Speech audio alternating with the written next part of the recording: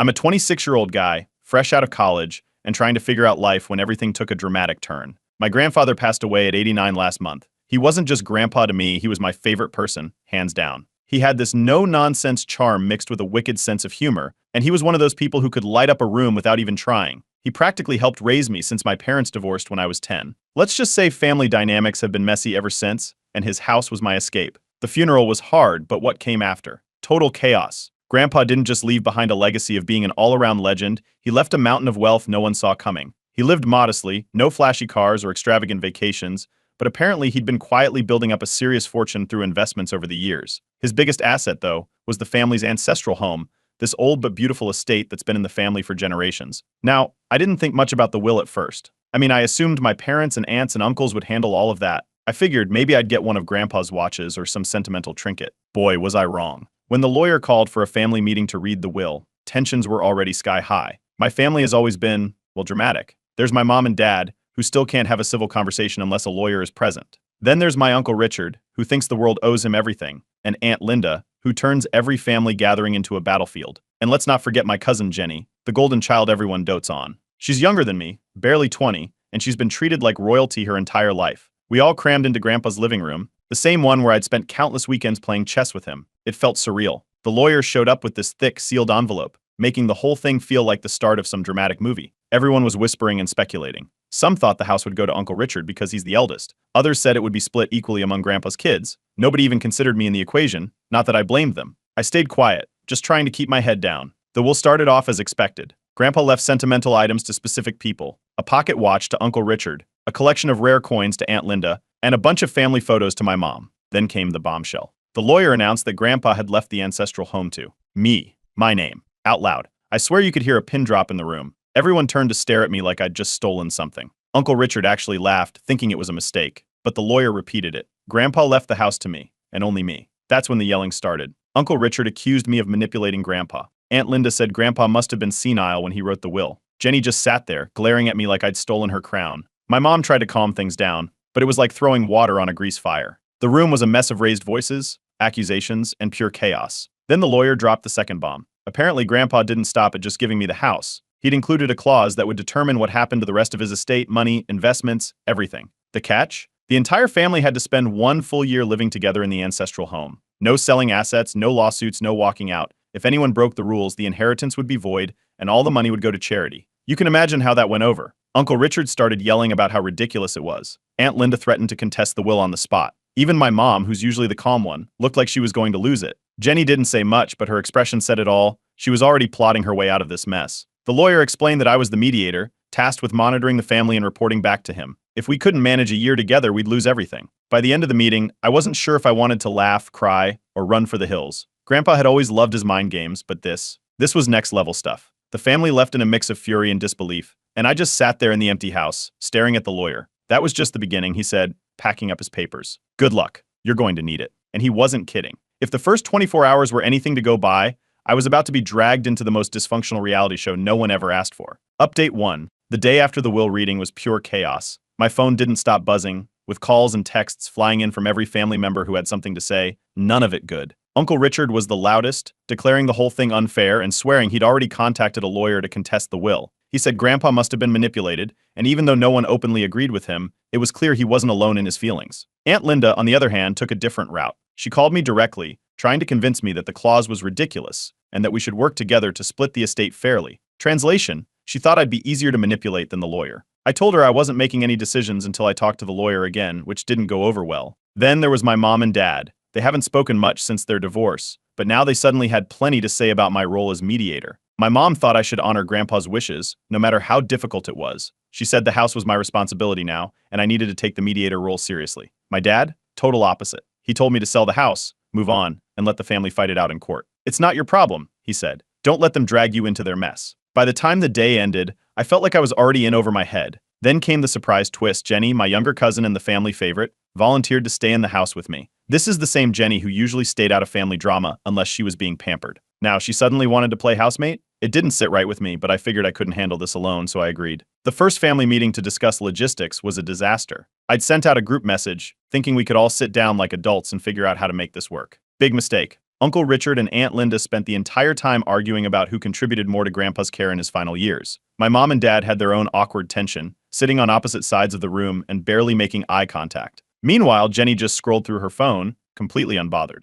At one point, someone brought up house rules, which immediately turned into a shouting match. Richard said he wouldn't follow any rules because he didn't even believe in the clause. Linda accused him of trying to sabotage everything so no one would get the inheritance. I tried to keep things on track, but it was like herding cats. The meeting ended with Richard storming out and Linda muttering about how this family is impossible. A day later, the lawyer called with a warning. If anyone formally contested the will, the clause would kick in, and the entire estate would go to charity. That got everyone's attention, at least for a while. But the truce didn't last long. A few days later, someone posted about the drama on Facebook. They didn't name names, but it was obvious they were talking about the family. Suddenly, neighbors and distant relatives were chiming in with opinions, turning the whole thing into a public spectacle. Linda called me, furious, and demanded to know who leaked it. I had no idea, but based on the passive-aggressive tone of the post, I had my suspicions. The first month in the house was worse than I expected. Grandpa's clause required everyone to live there, but that turned out to be a bigger challenge than anyone thought. Uncle Richard lasted exactly 2 weeks before packing up and leaving. He said the conditions were unlivable, though I'm pretty sure it had more to do with losing arguments than anything else. Aunt Linda stuck around, but she wasn't exactly making things easier. Every other day, she'd make some passive-aggressive comment about how I was just a kid and couldn't possibly manage this responsibility. With Richard gone, I had to step up as the mediator. I set some basic house rules, things like cleaning up after yourself and keeping common areas quiet at night. Jenny, to my surprise, actually followed the rules and even helped enforce them. Linda, not so much. I caught her sneaking snacks into the living room and leaving dishes in the sink more times than I could count. Things took a turn when I found the first letter from Grandpa. It was hidden in the back of his old desk drawer, sealed in an envelope with my name on it. The letter didn't say much, just a few lines about how he hoped the house would bring the family together and how he trusted me to make the right decisions. It wasn't much, but it gave me a little clarity about why he'd set everything up this way. Then came the real blow. Linda tried to sell her share of the inheritance. She called up a realtor to appraise part of the property, apparently thinking no one would notice. Jenny overheard her on the phone and immediately told me. I confronted Linda, who tried to play dumb at first but eventually admitted it. She said she deserved her share and couldn't wait around for the rest of us to figure things out. I had no idea what to do. Reporting her could void the entire inheritance, but letting it slide felt like betraying Grandpa's trust. And that was just the first month. If things were already this messy, I couldn't imagine how the rest of the year would go. Update 2. Confronting Linda about her attempted sale was like lighting a fuse. She didn't even try to deny it for long. Instead, she spun it into an argument about fairness, claiming she was just taking what was rightfully hers. She demanded that I let it slide, but I knew the clause was clear. Violating it could put the entire inheritance at risk. Tensions boiled over, and the shouting echoed through the house. Jenny overheard and came to watch the fireworks, but instead of backing me up, she smirked like she was enjoying the show. By the end of the day, Linda had stormed off to her room, muttering something about lawyers and how this isn't over. That night, she started pulling family members into private conversations, working to form a voting bloc against me. I'd hear whispers in the kitchen or muffled voices behind closed doors. It didn't take long to figure out what she was up to. She was trying to pressure me into ignoring the clause entirely, as if we could just pretend it didn't exist. Uncle Richard, even though he'd technically left the house, was calling in support from the sidelines, fanning the flames. Meanwhile, Jenny's behavior shifted.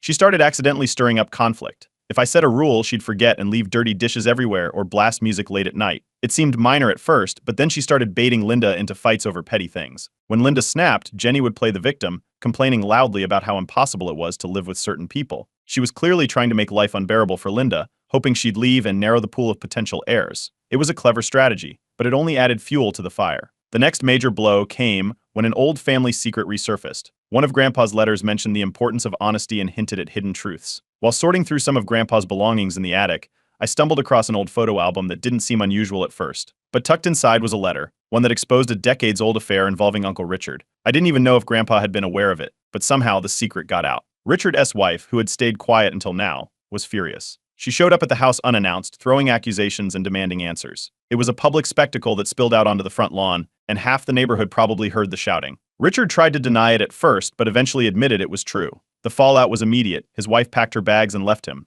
threatening divorce. Amidst all this chaos, I found an unexpected ally in my mom's youngest sister, Aunt Rachel. She'd always been the quiet one at family gatherings, the type who stayed on the sidelines and avoided drama. But now she stepped up, offering to help me enforce house rules and mediate disputes. She wasn't confrontational, but she had a knack for calming people down, at least temporarily. For the first time, I felt like I wasn't completely alone in this. Then the house itself started to fall apart, almost as if it was reflecting the state of our family. The plumbing backed up, the roof started leaking, and the ancient boiler decided to quit. Fixing it all would take teamwork, but getting everyone to cooperate was a nightmare. Rachel and I managed to convince a few family members to pitch in for repairs, but Linda refused to lift a finger, and Jenny conveniently disappeared every time work needed to be done. Still, those rare moments of collaboration gave me a glimpse of what Grandpa might have hoped for. Another letter from Grandpa turned up during the repairs, hidden behind a loose floorboard in the study. This one was more personal. He acknowledged that he expected chaos but believed that forcing us to live together might help us mend old wounds. The house can be rebuilt, he wrote, but it's the family that matters. It felt almost ironic, considering the state of things. The infighting over the assets didn't stop either. Even with the clause hanging over us, people were still trying to divide things up in their minds, arguing about who deserved what. Linda brought up the offshore account Grandpa had hidden, claiming it should go to her because she did the most for him in his final years. Jenny chimed in, saying it should be split among the grandkids. It was endless. Then came the blackmail attempt. Jenny approached me one night with a smug look, holding a printed email she claimed proved I'd been favoring certain family members. It was laughable, she'd clearly faked it, but she threatened to share it with the lawyer unless I backed her in the inheritance arguments. I told her to do whatever she wanted and walked away. She didn't expect that response, and for once, she didn't have anything to say. Just when I thought things couldn't get worse, I discovered an old safe in the basement while searching for tools to fix the boiler. It was locked tight, and none of Grandpa's letters mentioned it. I had no idea what was inside, but it felt significant, like another piece of the puzzle. Despite everything, there was one moment of peace. We all worked together to patch the roof during a rainstorm. For a few hours, there was no arguing, no scheming, just teamwork. It didn't last, of course, but it gave me a sliver of hope. Later that night, I managed to get the safe open. Inside was a folder with documents that could change everything. But as I read through them, my heart sank. Grandpa had one last twist in store for us, and it was about to throw the family into even deeper turmoil. Update 3. When I finally opened the safe, the first thing I noticed was a stack of old photos, some bank documents, and tucked underneath everything, a sealed letter with my name on it. I knew it was from Grandpa before I even opened it. He'd always had a dramatic flair, and this felt exactly like something he'd do. The letter was short but packed a punch. He explained that he had expected the family to fight over the inheritance, and that this was his attempt to force everyone to confront their issues. Then came the twist, a second clause. According to Grandpa, this clause wasn't included in the formal reading of the will because it only applied if someone broke specific conditions, ones he deliberately kept vague. If triggered, the clause would completely disinherit the violator, cutting them out of the estate entirely. There was no way to tell who might be affected or what would activate it, but Grandpa hinted that it had to do with betrayal or deceit. I knew this would only make things worse, so I decided not to tell anyone about it yet. It was a gamble, but with the way things were already spiraling, throwing this into the mix felt like a recipe for disaster. The bank documents were another bombshell. One of them revealed an offshore account Grandpa had kept hidden, holding a significant amount of money, enough to change the stakes entirely. The account wasn't mentioned in the original will, and there were no clear instructions about how it was supposed to be distributed. I tucked everything back into the safe and locked it, unsure of what to do next. Word got out about the safe almost immediately. I don't know if someone saw me with it or if people were just snooping, but by the next day, the entire house was buzzing with speculation. Linda cornered me in the kitchen, demanding to know what I'd found. Jenny, of course, turned it into an opportunity. She was caught rifling through my room later that night, clearly hoping to find the letter or the documents. When I confronted her, she didn't even try to deny it.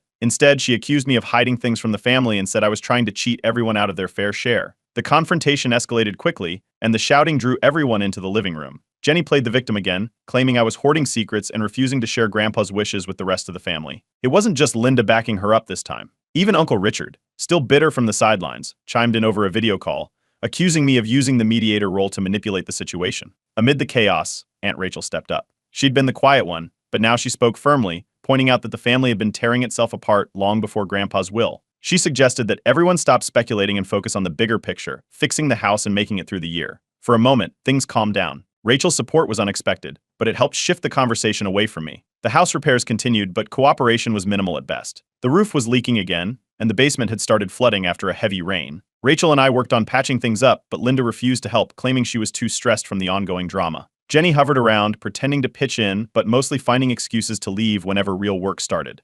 At one point, Richard showed up unannounced with a contractor, claiming he had a better solution for the roof. The contractor didn't last long after Richard started yelling about money. Then came Linda's breakdown. One afternoon, she started screaming in the living room, accusing everyone of conspiring against her. She brought up old grievances, like how she felt unappreciated for taking care of Grandpa in his final years. It turned into a full-blown scene, with her sobbing and threatening to leave the house altogether. For a moment, I thought she might actually go, but she calmed down after Rachel talked her down. To try and bring some order, I called another family meeting. This one wasn't any better than the first. Half the family showed up late, and the other half didn't bother to take it seriously. Rachel and I laid out some basic boundaries: no snooping, no undermining house repairs, and no more public outbursts. Richard, who was still attending virtually, made snide comments throughout, and Jenny kept rolling her eyes. It felt like no one was listening. The final blow came when Richard accused me of hiding the offshore account. He claimed he'd heard rumors about Grandpa having extra money and that I was keeping it for myself. The accusation spread through the family like wildfire, and even Rachel couldn't completely defuse it. Trust within the family,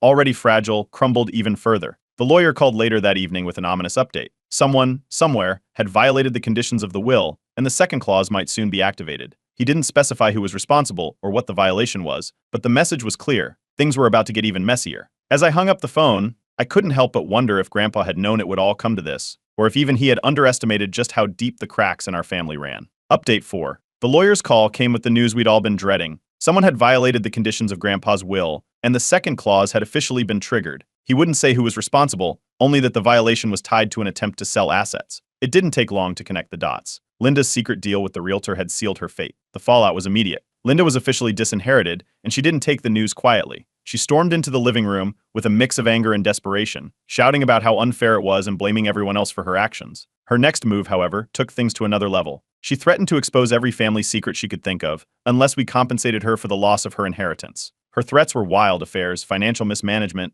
and even accusations of illegal activities. Most of it sounded like exaggeration, but the damage was done. The room erupted into chaos as everyone turned on each other, either denying Linda's claims or trying to deflect attention. I realized in that moment that if I didn't step up, the situation would only get worse. I stood my ground, refusing to let Linda intimidate me or the rest of the family. It wasn't easy, especially with her accusing me of being Grandpa's favorite and using that to take control. But as the mediator, I knew I had to hold firm. I reminded everyone that if they didn't cooperate, the entire inheritance could still go to charity. The next morning, Uncle Richard announced he was leaving the house. He said the situation was beyond saving and that he couldn't stay in such a toxic environment. Nobody tried to stop him. In fact, his departure brought a brief sense of relief, one less person to argue with. But it also meant fewer participants in the clause, which made the stakes even higher for those of us who remained. That evening, my parents, who had been relatively quiet through all of this, finally snapped. They got into a heated argument about their divorce, each blaming the other for how the family had turned out. My mom accused my dad of being absent when it mattered most, while my dad shot back that she was too controlling. Their fight dragged up old wounds and spilled over into the rest of us, forcing Rachel and me to intervene just to keep the peace. Meanwhile, Jenny wasted no time trying to take advantage of the situation. With Linda disinherited and Richard gone, she started acting like she was in charge. She made a show of helping with repairs and even tried to rally some of the remaining family members to her side. It was clear she was angling for the best possible outcome for herself, but her efforts only added to the tension. As the chaos continued, I decided to take a closer look at the offshore account mentioned in the safe. After some digging, I discovered that Grandpa had set it up as a contingency fund for the upkeep of the ancestral home. He'd been preparing for the possibility that the family might not come together, and this account was his way of ensuring the house could survive on its own. It was another reminder of how much thought he'd put into this whole situation. While sorting through some of Grandpa's belongings in the attic, I found another letter. This one was different. It was addressed to the entire family. In it, Grandpa acknowledged that he knew the inheritance would bring out the worst in us, but he still believed the house could be a place of healing if we let it. He wrote about the importance of family unity and how much he regretted the distance that had grown between us over the years. Inspired by the letter, I proposed that we hold a memorial dinner for Grandpa as a way to honor his memory and maybe, just maybe, bring everyone together. Surprisingly, most of the family agreed. For one night, the arguing stopped. We cooked a meal together, shared stories about Grandpa, and even managed to laugh. It was a rare moment of unity, but like everything else, it didn't last. A few days later, Linda's threats came back to haunt her. Someone, probably Jenny, leaked that Linda had been embezzling money from Grandpa's care fund before his death. The revelation was explosive, and the family had no choice but to involve the police. Linda denied everything, of course, but the evidence was damning. The legal drama added a whole new layer of stress to an already unbearable situation. With everything spiraling out of control, I decided to fully embrace my role as mediator. I laid down an ultimatum: either we follow the rules of Grandpa's will and work together, or we risk losing everything. There was no room for negotiation. For the first time, I saw some of the family members actually take me seriously. Just when it seemed like things might finally stabilize, I found another letter from Grandpa hidden in the study. This one contained a shocking revelation that could change the stakes entirely. As I read the words, I realized that the drama was far from over, and that the hardest part of this journey was still ahead of us.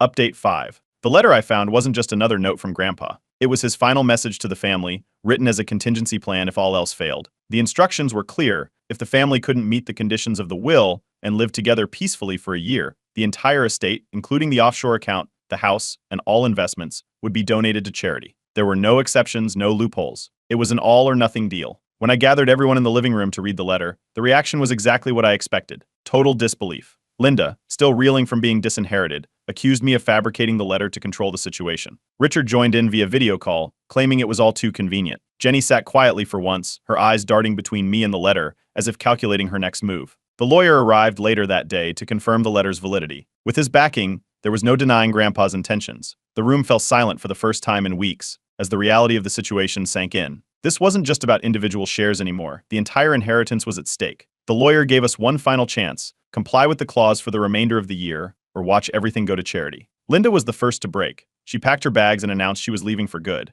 Her parting shot was a mix of bitterness and regret, claiming that Grandpa had set us all up to fail. While her departure eased the tension in the house, it also left behind a sense of guilt. No one wanted to admit it, but losing a family member, even one as combative as Linda, felt like a loss for all of us. The real surprise came from Jenny. After weeks of manipulation and scheming, she stood up during dinner one night and apologized. She admitted to stirring the pot and trying to play everyone against each other. Her voice cracked as she talked about how Grandpa had always believed in her potential and how she felt she'd let him down. It wasn't the most eloquent apology, but it was genuine enough to catch everyone off guard. For the first time, I saw a glimpse of the person Grandpa must have seen in her. With fewer people in the house, things started to shift. Rachel and I led the charge to finish restoring the ancestral home, and to my surprise, the rest of the family followed suit. The roof repairs, which had been delayed by constant arguments, were finally completed. The basement was drained and waterproofed, and the overgrown garden was brought back to life. It was slow, frustrating work, but there was something oddly therapeutic about it. One of Grandpa's last letters described the house as a symbol of unity.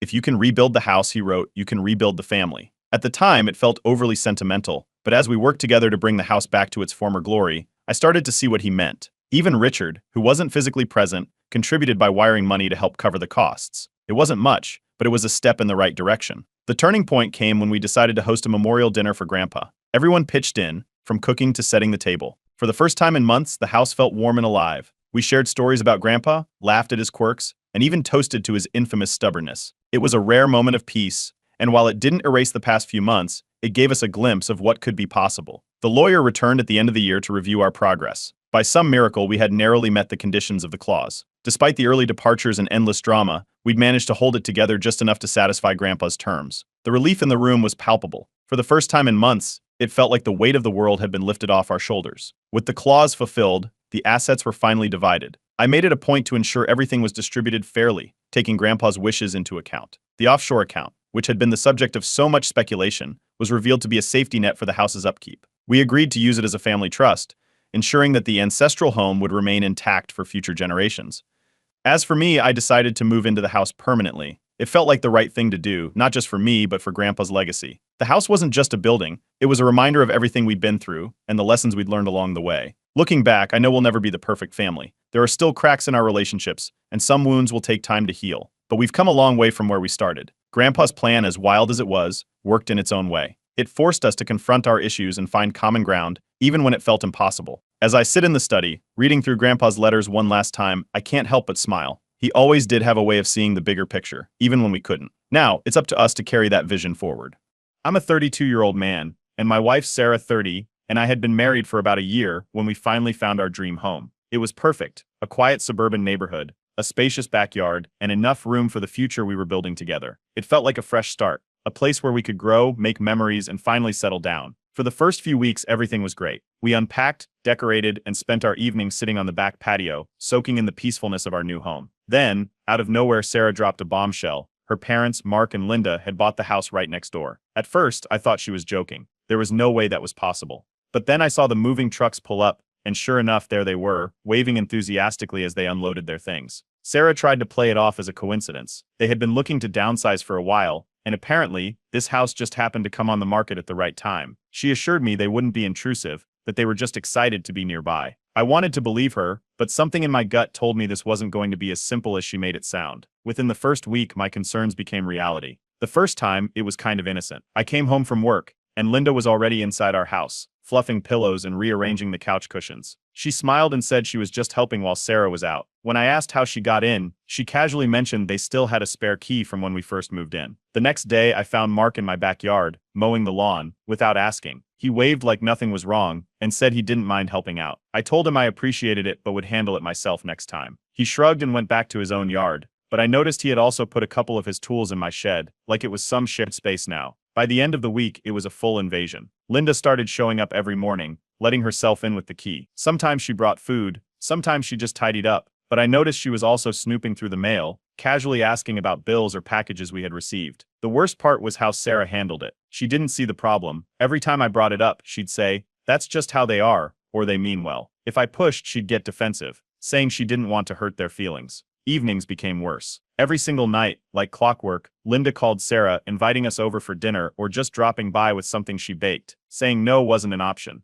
If we declined, she'd act hurt, saying she never got to see Sarah anymore. Despite the fact that she was in our house every single day, it wasn't just the visits. Linda had opinions about everything: our decor, our furniture, even our choice of paint color. She constantly suggested improvements, making comments about how the living room would look better with a softer color, or how our guest room should be turned into a proper family space. One day, I caught her in our bedroom, looking through Sarah's closet. She smiled and said she was just checking if Sarah needed anything new for the season. That was the first time I snapped. I told her she couldn't just wander into our home and go through our things. She acted completely taken aback, like I was the one overreacting. Mark wasn't much better. He treated our backyard like an extension of his own, even suggesting we install a gate between the two houses to make visits easier. I shut that idea down immediately, but he just laughed it off, saying family shouldn't have boundaries. One evening I looked out the window and noticed something unsettling. Linda was watching our house, just standing by her window, staring through the blinds. I brushed it off at first, but then it kept happening. Every time we left,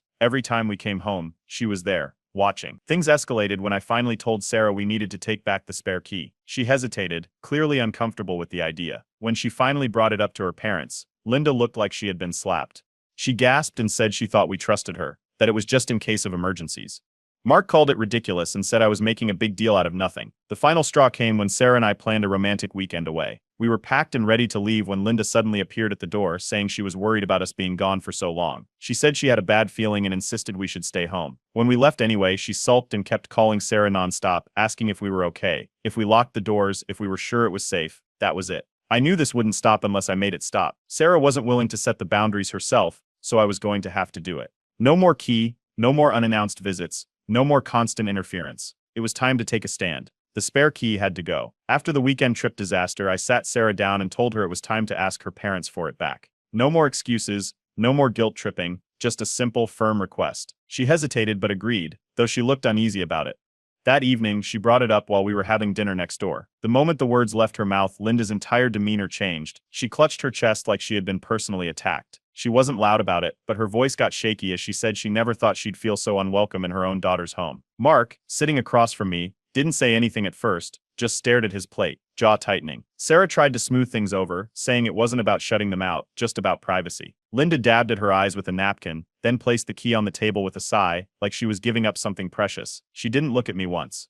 The next morning, I stepped outside and immediately noticed something off. The side fence, which had always been slightly uneven, was now perfectly straight. Fresh nails, new wood, like someone had fixed it overnight. I walked over and found Mark in our backyard, hammering in the last board. He barely glanced at me before saying he figured it was bothering me, so he took care of it. I told him I never asked him to do that. He shrugged, wiped his hands and said he was just trying to help. Then he walked off like it was nothing. That same evening, Sarah got a call. Her parents wanted us over for dinner. I shook my head before she even finished the sentence. We had plans, but then she said Linda told her she had big news to share. Something important. So we went. The moment we sat down, Linda lit up like it was Christmas morning. She pulled out a folder of wallpaper samples and paint swatches, spreading them across the table. She had picked out the cutest new look for our living room and already bought everything. She was planning to start redecorating over the weekend. I felt the snap before I even heard my own voice. I told her, flat out, that we weren't redecorating anything. Silence. Linda blinked at me, then her eyes welled up with tears. Her lower lip trembled. Mark put his fork down so hard it clattered against the plate. He leaned back in his chair and said I was being disrespectful,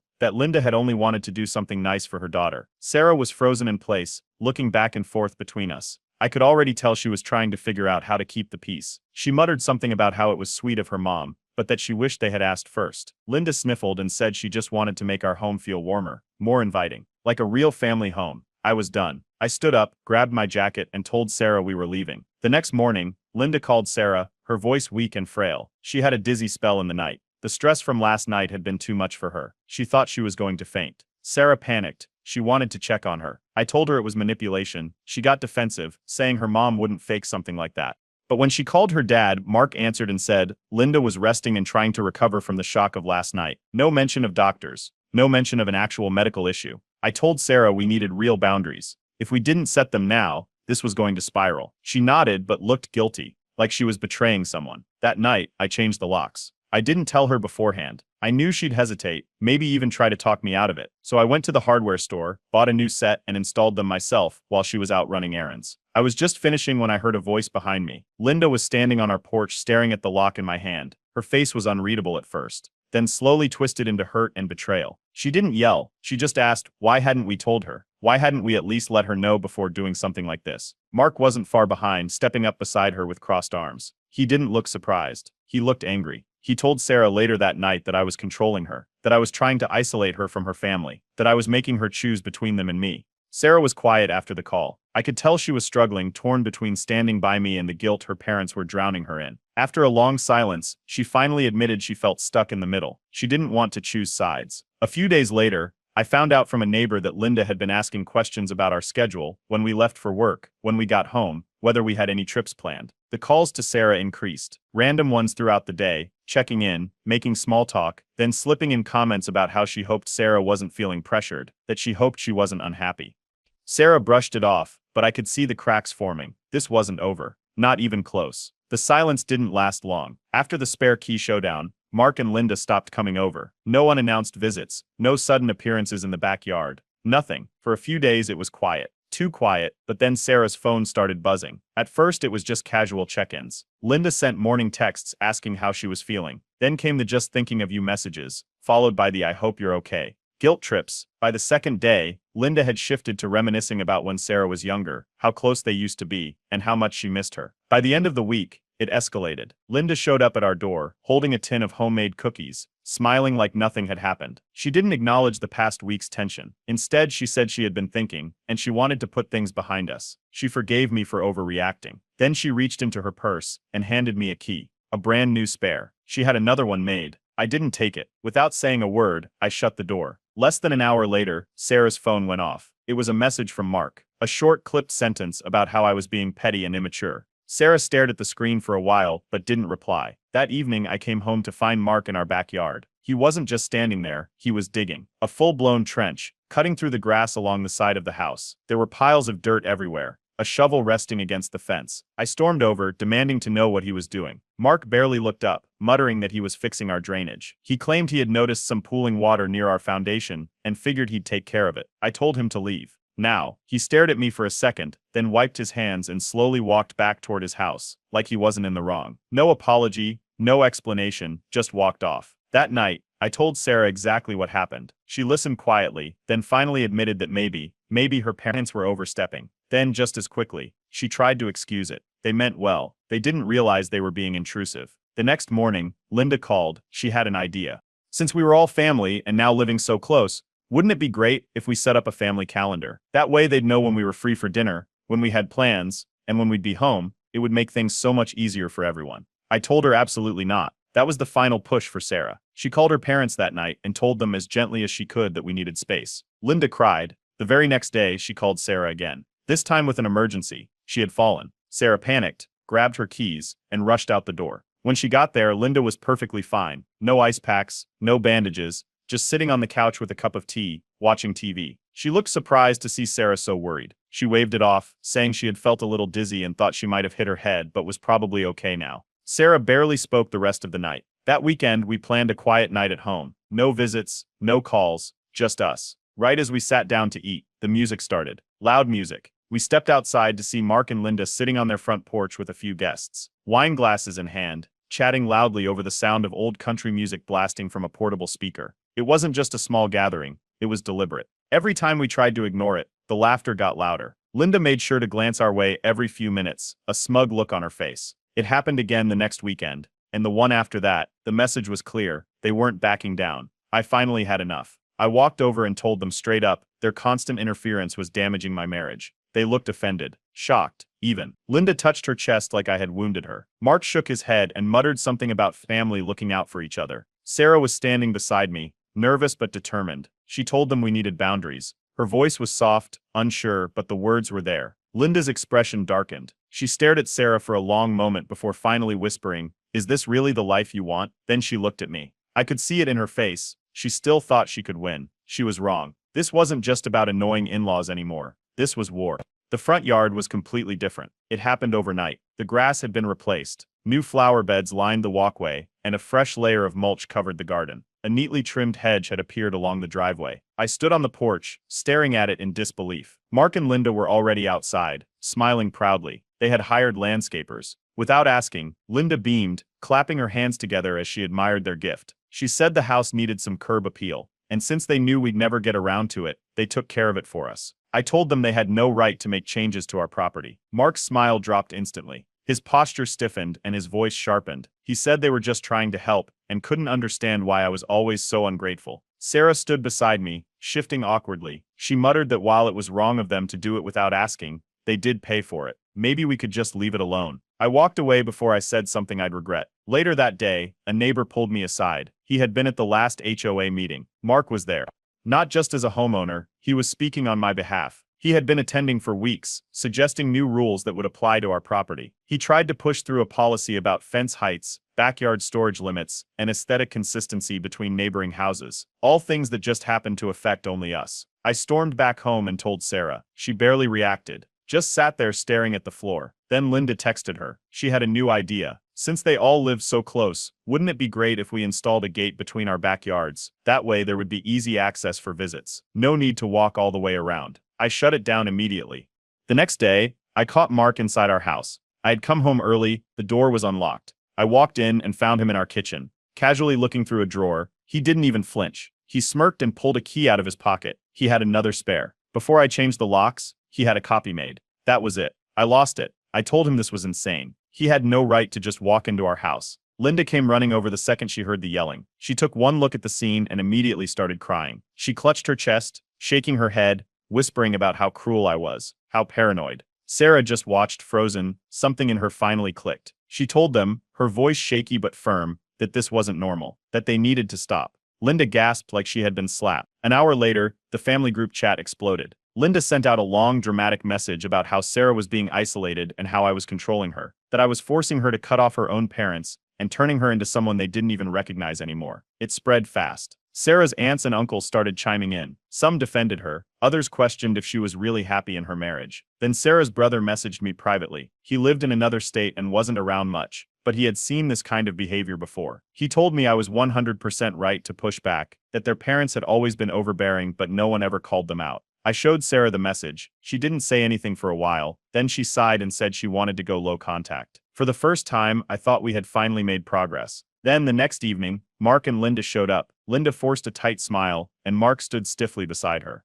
"We want to fix things," she said, her voice carefully measured. "We'll respect your space from now on." Sarah nodded but said nothing. She had heard this before. This time, she didn't accept their words at face value. Instead of relief, there was only exhaustion in her expression, as if she already knew the cycle was repeating. The next day, I overheard them on the phone. Linda was laughing, telling someone, "We just need to wait him out. Sarah will come around." They weren't sorry. They were waiting. That was when I told Sarah we needed a real plan. This wasn't just about ignoring them. We needed cameras. We needed legal protections. We needed to figure out if we were staying or if we had to move. Sarah looked exhausted, but she nodded. She admitted she couldn't live like this forever. That night, I installed security cameras. The next morning, Mark and Linda noticed, and they were furious. The cameras changed everything. The day after I installed them, Mark and Linda noticed. They stood in their driveway, staring up at the small black devices mounted over our front and back doors. By the next morning, the rumors had already started. A neighbor casually mentioned to me that Mark had been talking about how controlling I was. According to him, I was isolating Sarah, cutting her off from her family, and making it so no one could visit. Another neighbor stopped me while I was walking to my car and asked if everything was okay at home. She had heard that Sarah's parents were deeply worried about her well-being. It spread fast. Sarah wasn't religious, but her parents were heavily involved in their church. A few days later, she got a call from the pastor. He said he was concerned because Mark and Linda had come to him for guidance. They were struggling because their daughter was drifting away and might be in a troubled marriage. Sarah snapped. For weeks she had hesitated. She had been torn, trying to balance her parents' emotions with the reality of their behavior. But something about that call set her off. She drove straight to their house and confronted them. Neighbors saw it happen. They saw Linda burst into tears on the porch, wailing that Sarah was brainwashed, that she was not the daughter she raised.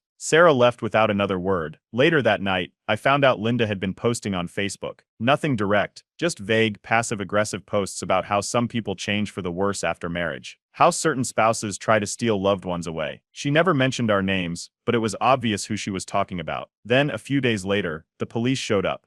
A wellness check. They had received a call saying Sarah might be in danger, that she was being kept from her family and wasn't allowed to communicate freely. The officers were polite but clearly uncomfortable when Sarah opened the door and immediately reassured them she was fine, that she was safe, that this was nothing more than manipulation. The cops left without issue. I was furious. That was the final push. Sarah and I decided we needed real distance. No more half measures. We blocked their numbers. No more texts. No more calls. No more sudden visits. Mark's response? He started weaponizing the HOA. Within days, we got our first complaint notice. It was about our trash bins. Apparently, they were an inch too close to the sidewalk. Then came a noise complaint, a fabricated one. Then another notice, this time about the unsightly placement of our lawn furniture. It was obvious who was behind it. I went straight to Mark. I told him calmly but firmly that if he continued harassing us, I would be speaking to a lawyer about a restraining order. For the first time, Mark didn't have a smug response. He just stared at me, jaw clenched. Then they went silent. No calls, no texts,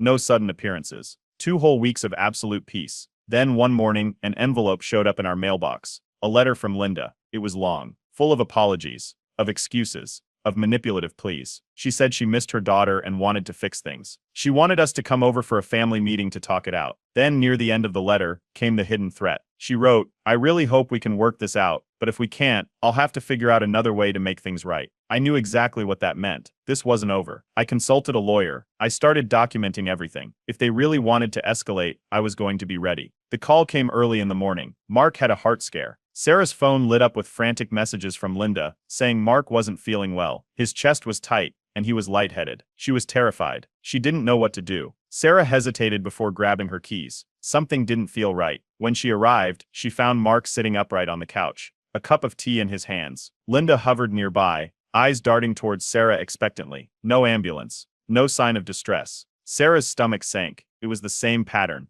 Again, but this time she saw it for what it was. Just Linda, standing in the corner, hands folded, watching Sarah's reaction. Sarah didn't say a word at first, just looked between them, then slowly sat down. Then she spoke. It wasn't loud, it wasn't angry, but it was final. She told them she was done. Linda's mouth fell open. She blinked, like she hadn't heard correctly. Mark sat up a little, narrowed his eyes. Sarah stood. She said she saw exactly what they were doing. Every guilt trip, every fake emergency, every manipulative stunt. She wasn't falling for it anymore. Linda gasped. She wasn't prepared for this. Her voice got high and shaky. She turned to her last weapon. She told Sarah that if she didn't fix this, if she didn't bring OP to apologize, then they would have no choice but to sell their house and move away forever. Sarah stood there for a second, then she shrugged. Linda froze. For the first time, she realized it wasn't working. Sarah wasn't begging them to stay. She wasn't backtracking. She wasn't falling apart. Mark leaned forward, his voice low and measured. "Sarah, we need to fix this.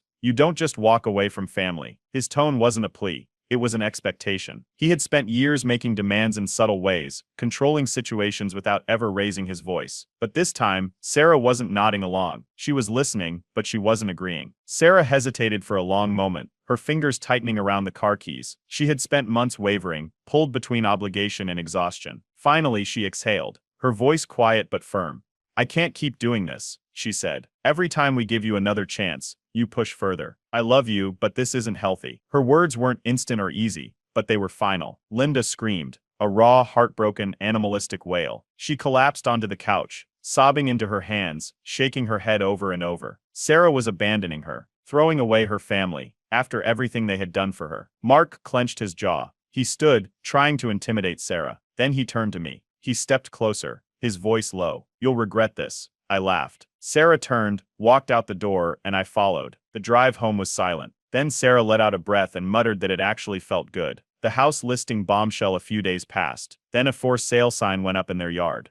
I stood at the window watching a real estate agent hammer it into the ground. Sarah saw it too. She didn't react at first, just stared. I didn't celebrate, not yet. It could have been another stunt. But then, a week later, the online listing appeared. Professional photos, a full description. They were serious. Then came the letter, Linda's final words, a long bitter message about how I had destroyed the family, how Sarah had been brainwashed, how they were being forced to leave their home because of me. I didn't even open it all the way. I shredded it. Sarah didn't ask what it said. The ultimate victory. A month later, the house was officially sold. We watched as the moving trucks arrived, box by box, piece by piece. Mark and Linda's things disappeared into the trailers. Then came move-out day. Linda stood by their car, red-eyed and shaking, staring at our house like she was expecting Sarah to come running out, begging them to stay. Mark looked over. pure hatred in his expression. Sarah stepped onto the porch. She didn't cry. She didn't wave. She just stood there. The car doors slammed, the engine started, and just like that, they were gone. I popped the champagne. Sarah smiled. For the first time since we moved in, we could breathe. For the first time in a long time, it was quiet. No unannounced visits. No phone calls. No passive-aggressive texts. Mark and Linda were gone. Sarah and I finally had peace. We went on evening walks without being watched through blinds. We had dinner without interruptions. We sat on the patio and listened to nothing, just the way it should have been from the start. But I couldn't shake the feeling that it was too good to be true.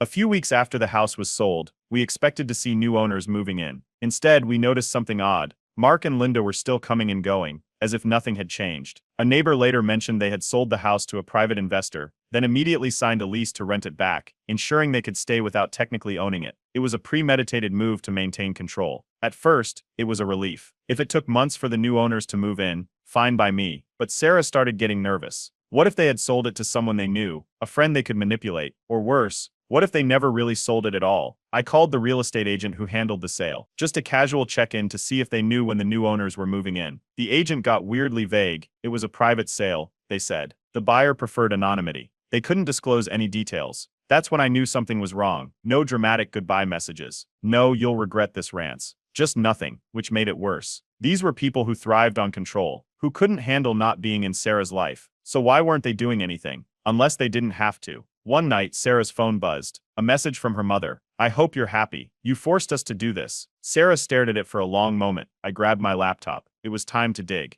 I checked public property records. The sale had gone through, but instead of private buyers, it had been purchased by an LLC linked to a property management firm. My stomach sank. It was a setup from the beginning. They had arranged to sell it, then lease it back quietly. They had never planned to leave. I dug further, checking new lease agreements. Then I saw it. Mark and Linda were still living there. They had rented the house back. They weren't gone. They were never planning to leave. The next morning, Linda was outside watering her plants like nothing happened, smiling, waving at neighbors, like she hadn't just pulled off the most manipulative stunt yet. Later that day, she caught Sarah outside. With the smugness of a woman who thought she had won, she leaned in and said, "You didn't win. Family is forever." They had played the long game, sold the house, pocketed the money, then rented it back under the radar. They had counted on Sarah breaking down, coming to them in tears, begging them to stay. But she didn't. Now they were just waiting for her to give up. Sarah walked into the house, grabbed her phone and blocked their numbers. Not just on her phone, on everything. Social media, emails, work contacts. She made it clear, there was no coming back from this. Linda tried one last time. She knocked on the door that evening, smiling sweetly. Like nothing had happened. Like we were all going to pretend this wasn't completely insane. Sarah didn't answer. Linda left a note on the doorstep. "We'll always be here when you come to your senses." Sarah didn't cry. She didn't hesitate. She walked straight to the shredder and fed the note through. Then she turned to me and said, "Let's talk to a lawyer." I scheduled a meeting the next morning. We laid everything out. The harassment, the privacy violations, the fake emergencies. The lawyer listened carefully. Then they gave us two options. Send a formal cease and desist letter. Move. Neither option felt great, but one thing was clear. Mark and Linda weren't going to leave us alone. If we couldn't get them out of our lives, we might have to get out ourselves. And this time, we wouldn't be telling them where we were going. Sarah and I started looking at houses in secret. We didn't tell a single soul, not even friends, because we knew how fast word could spread. If Mark and Linda got even a hint that we were planning to leave, they would try to sabotage it. We visited listings in different neighborhoods, set up alerts, and told the real estate agent that privacy was our top priority. Meanwhile, Linda had shifted tactics. Since she could no longer control Sarah directly, she turned her attention to me. It started small. She would walk through our yard like she had every right to be there. No knocking, no hesitation, just casually strolling past our windows with no explanation. One morning, I caught her peering into our kitchen through the side window before quickly scurrying back to her house. Then came the food deliveries. Twice a week, we'd get random meals sent to our house. Takeout orders under Sarah's maiden name. We called the restaurants, and sure enough, they had all been paid for with cash. Neighbors started asking questions. Linda made sure to give them answers. Mark played the heartbroken father, telling anyone who would listen that we had abandoned them, that Sarah had turned cruel after getting married, that I had isolated her and brainwashed her into cutting off her own family. Then Mark filed another HOA complaint. This time, it was about our security cameras. According to him, they were intrusive and violating privacy, despite the fact that they were clearly facing our own driveway and front door. I hit back. I submitted my own complaint, listing every single violation they had committed over the last year. The trespassing, the property damage, the harassment. The HOA started paying attention. Neighbors, tired of the drama, began turning against Mark and Linda. Some openly called them intrusive and manipulative. Others stopped talking to them altogether. Mark initially had strong influence in the HOA, but that began to change when more neighbors started filing complaints about his behavior. Several families came forward about how he had tried to impose unnecessary restrictions. The HOA board, seeing the increased pushback, started distancing themselves from him. Eventually, his attempts to control the neighborhood backfired, leading to their lease being reconsidered. Sarah sent one last message. It was short. Direct, no emotion. We are done. Stop this or you'll regret it. Linda lost it. A day later, Sarah's phone rang. It was another fake emergency. Mark had collapsed. Linda's voice was hysterical. They didn't know what to do. Sarah didn't fall for it. Instead of rushing over, she called Mark's actual doctor. There was no medical emergency. Mark had never even been admitted anywhere. And just like that, they lost their last weapon. For the first time, we weren't reacting anymore. We weren't playing their game. We were fully in control. Then the real estate agent called. A house. Perfect location. Private. Gated neighborhood. We put in an offer the same day. It was accepted within 48 hours. We were getting out. A few days later, we got even better news. Mark and Linda's lease was not being renewed. They were being forced to move. And then came the ultimate irony. They called Sarah, begging for help. They didn't know where to go. They didn't have a backup plan. Sarah didn't reply. We started packing. For the first time since this nightmare began, we were leaving for good. Moving day arrived sooner than expected. Everything was packed. The moving truck was loaded. And Sarah and I stood in our now empty house, taking one last look around. It was supposed to be our dream home, but it had been anything but. It never truly felt like ours. Not with Mark and Linda lurking next door, pulling their manipulative stunts at every turn. Now, we were finally free. As we pulled out of the driveway, Linda was waiting. She stood in her front yard, crying dramatically, dabbing at her eyes like she was mourning a funeral. Mark stood beside her, arms crossed, his cold, silent glare following us as we drove past. Sarah didn't look back. It didn't take long for Linda's last-ditch effort to begin. A week later, I heard from a distant relative that Linda had been calling around, trying to turn the family against us. She told them Sarah had abandoned her parents in their old age, that I had brainwashed her, and that we had moved away without a word. But something had changed. People weren't buying it anymore. Most of the family had already seen how manipulative Mark and Linda were. They were tired of the drama. Some didn't even bother responding to Linda's messages. Others straight up told her to stop stirring the pot. The smear campaign fizzled out. Now it was just quiet. For the first time since we got married, Sarah and I had peace. We settled into our new home, a beautiful house in a quiet, gated neighborhood, miles away from the nightmare we had escaped. There were no random knocks at the door, no watchful eyes peering through windows, no unexpected emergencies designed to reel Sarah back in.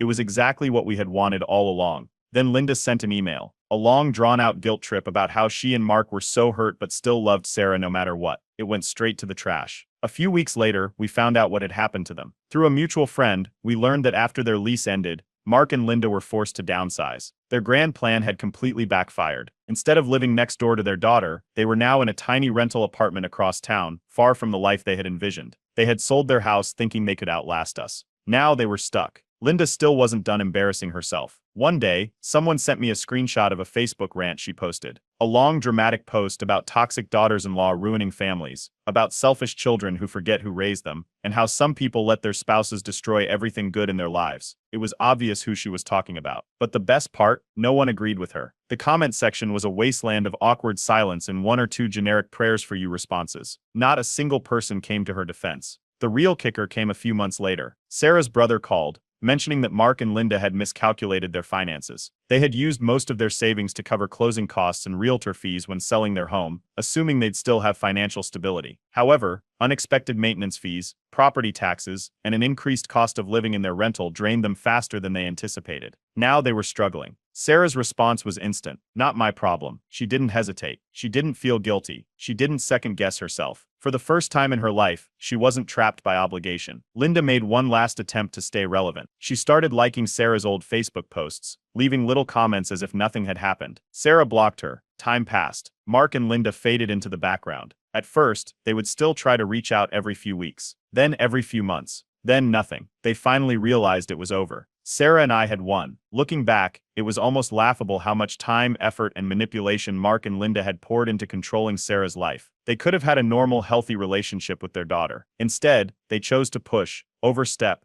manipulate, and guilt trip until she had no choice but to walk away for good. Boundaries mean nothing without consequences. You can say no all you want, but unless you enforce it, people like Mark and Linda will keep pushing until they get their way. That's the ultimate lesson we learned. Now, we live in complete peace. No more manipulation, no more drama, just us, living our lives on our own terms. Sarah and I sat on the back porch one evening, watching the sunset, glasses of wine in hand, no texts, no calls, no surprises, just silence, the best kind.